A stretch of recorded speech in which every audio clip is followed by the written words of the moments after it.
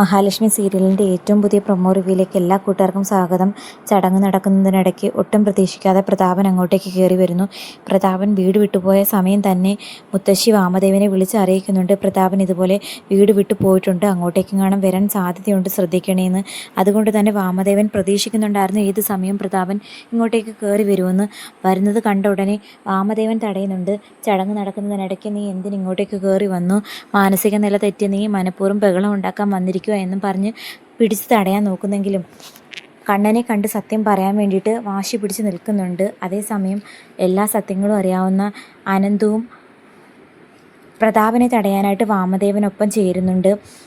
ഇയാൾ മാനസിക നില തെറ്റിയ സമയമാണ്, അതുകൊണ്ട് വാ തുറന്നാൽ എന്തെങ്കിലും കള്ളത്തരേ പറയുള്ളൂ. മാത്രമല്ല വിശ്വനാഥൻ്റെ ആത്മാവാണ് ദേഹത്ത് കൂടിയെന്ന് അയാൾ പറഞ്ഞുകൊണ്ടിരിക്കുന്നത്, അല്ലാതെ കണ്ണനെ കണ്ട് മറ്റൊന്നും പറയാൻ വേണ്ടിയിട്ടല്ല വന്നതെന്ന് പറഞ്ഞ് തടഞ്ഞ് പുറത്തേക്ക് കൂട്ടിക്കൊണ്ടുപോകാൻ നോക്കുന്ന സമയം സാഗറും കൂടെ ചെല്ലുന്നു. അങ്ങനെ സാഗറും അനന്തവും വാമദേവനും കൂടി ചേർന്ന് പ്രതാപനെ എങ്ങനെയെങ്കിലും പുറത്തെത്തിക്കുന്ന സമയത്ത് വാമദേവൻ ഒരു കാര്യം മനസ്സിലാകുന്നു. സത്യങ്ങളൊക്കെ ഇവർക്കും അറിയാം, അതായത് അനന്തുവിന്. താനെന്തായാലും പ്രതാപൻ്റെ വാ മൂടി കെട്ടുന്നത് വിശ്വനാഥനെ കൊന്നത് പ്രതാപനാണെന്നുള്ള സത്യവും അതിന് കൊട്ടേഷൻ കൊടുത്തത് താനാണെന്നുള്ള കാര്യം കണ്ണൻ അറിയാതിരിക്കാൻ വേണ്ടിയിട്ടാണ്. എന്നാൽ അതുപോലെ സത്യങ്ങൾ പ്രതാപൻ കണ്ണനോട് പറയുന്നത് ഭയക്കുന്നുണ്ട് അനന്തവും അതുപോലെ സാഗറും ഒക്കെ. കാരണം മഹാലക്ഷ്മിയുടെ ജീവിതം തകരാതിരിക്കാൻ വേണ്ടിയിട്ടായിരിക്കും അവരിങ്ങനൊരു ത്യാഗം സഹിക്കുന്നത്.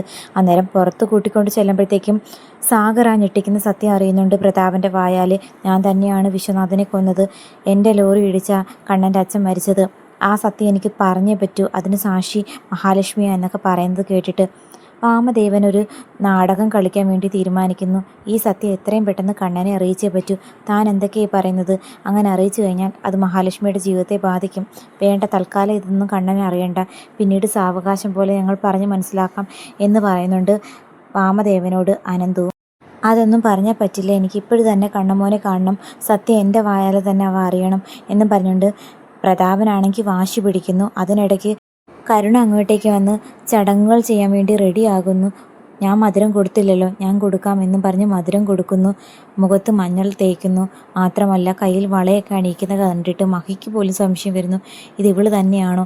ശരിക്കും പറഞ്ഞാൽ കരുണയുടെ ഉദ്ദേശം ഈ ഒരു പ്രശ്നവും ബഹളവും ഒക്കെ കണ്ട് ആകെ ടെൻഷനടിച്ച് സംശയപ്പെട്ട് നിൽക്കുവാണ് തൻ്റെ അമ്മായിയമ്മയും ഭർത്താവും അതുപോലെ കണ്ണേട്ടനൊക്കെ. അവരുടെ സംശയം ഒന്ന് മാറ്റാൻ വേണ്ടിയിട്ടും ആ ഒരു ബഹളവും ഒക്കെ മനസ്സിൽ നിന്ന് വിട്ട് ചടങ്ങ് ശ്രദ്ധിക്കട്ടെ എന്ന് കരുതിയാണ് അങ്ങനെ ചെയ്യുന്നത്. അതൊക്കെ കണ്ടിട്ട് ഉണ്ണിക്കും ശരിക്കും പറഞ്ഞ കണ്ണനും സംശയം കൂടുവാണ്. പ്രതാപൻ എന്തോ സത്യം പറയാൻ വേണ്ടിയിട്ടാണ് ഇങ്ങോട്ടേക്ക് വന്നത്, അത് കണ്ണേട്ടനോട് പറയാൻ അവരാരും സമ്മതിക്കുന്നില്ല. അതായത് അമ്മാവനും അനന്തവും സാഗറും ഒക്കെ. അവരെന്തിനാ കണ്ണേട്ടനോട് സത്യം പറയാൻ അയാളെ തടയുന്നത്? മാനസികമായി താളം തെറ്റി നിൽക്കുവാണെന്ന് പറഞ്ഞിട്ടും അയാളുടെ പെരുമാറ്റമൊന്നും കണ്ടിട്ട് അങ്ങനെ തോന്നുന്നില്ല, എന്തോ പറയണം എന്ന് വിചാരിച്ച് മാത്രം വന്നതാ എന്നൊക്കെ വിചാരിച്ച് സംശയപ്പെട്ട് നിൽക്കുന്നത് കരുണയും ശ്രദ്ധിക്കുന്നു. അതിനിടയ്ക്ക് പ്രതാപൻ വീണ്ടും ബഹളമുണ്ടാക്കി അവരുടെയൊക്കെ കയ്യിൽ നിന്നും രക്ഷപ്പെട്ട് വീണ്ടും കണ്ണനെ കാണാനായിട്ട് അകത്തേക്ക് കയറി വരുന്നു. എടാ മോനെ കണ്ണ, നിൻ്റെ അച്ഛൻ വിശ്വനാഥനെ കൊന്നത് ഞാനാടാ മോനെ എന്ന് പറയുന്നതായിട്ട് കാണിക്കുന്നു. ഇതിനെ സ്വപ്നമാണോ സത്യമാണോ എന്നറിയില്ല. എന്തായാലും കണ്ണൻ്റെ പ്രതാപൻ ആ ഞെട്ടിക്കുന്ന സത്യം തുറന്നു പറയുന്നു. എന്തായാലും കണ്ണൻ ആ സത്യം ഇപ്പോഴെങ്ങും അറിയാൻ സാധ്യതയുണ്ടെന്ന് തോന്നുന്നില്ല.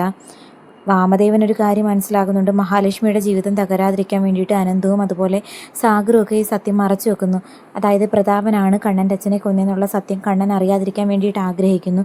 അതിൻ്റെ കൂടെ നിന്ന് കഴിഞ്ഞാൽ തന്നെ പോലെ അവരും തൻ്റെയോടൊപ്പം കൂടെ ചേർന്ന് സത്യം മറയ്ക്കാൻ വേണ്ടിയിട്ടുള്ള കാര്യങ്ങൾ റെഡിയാക്കി തരുമെന്ന് വാമദേവന് മനസ്സിലാക്കിയത് കൊണ്ട് തന്നെ അവരെ ബ്ലാക്ക്മെയിൽ ചെയ്ത് അങ്ങനെ കുറച്ച് എപ്പിസോഡുകൾ പോകാനായിരിക്കും സാധ്യത. എന്തായാലും എല്ലാവരെയും ഞെട്ടിച്ചുകൊണ്ടും പേടിപ്പിച്ചുകൊണ്ടും, അതായത് കരുണയും മഹാലക്ഷ്മിയും പേടിപ്പിച്ചുകൊണ്ടാണ് പ്രതാപൻ്റെ എൻട്രി.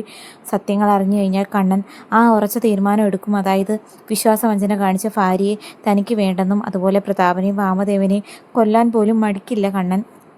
കരുണയുടെ സ്വഭാവം സഹിക്കുന്നതിനും അപ്പുറമായിട്ട് നിൽക്കുവാണ് ഉണ്ണിക്ക്.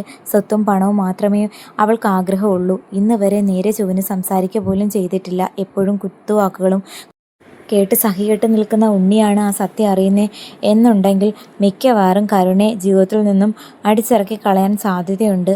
അങ്ങനെ എന്തുകൊണ്ട് നോക്കിയാലും തൻ്റെ അച്ഛനും തങ്ങളുടെ ജീവിതത്തിനും ദോഷമായിട്ട് ബാധിക്കും എന്നും ഉറപ്പിച്ച് മനസ്സിലാക്കിയത് കൊണ്ട് മാത്രമാണ് കരുണയും സത്യങ്ങൾ കണ്ണേട്ടൻ അറിയാതിരിക്കാൻ വേണ്ടിയിട്ട് മാക്സിമം ശ്രമിക്കുന്നത്. അപ്പോൾ എന്താകുമെന്ന് കാത്തിരുന്ന് കാണാം.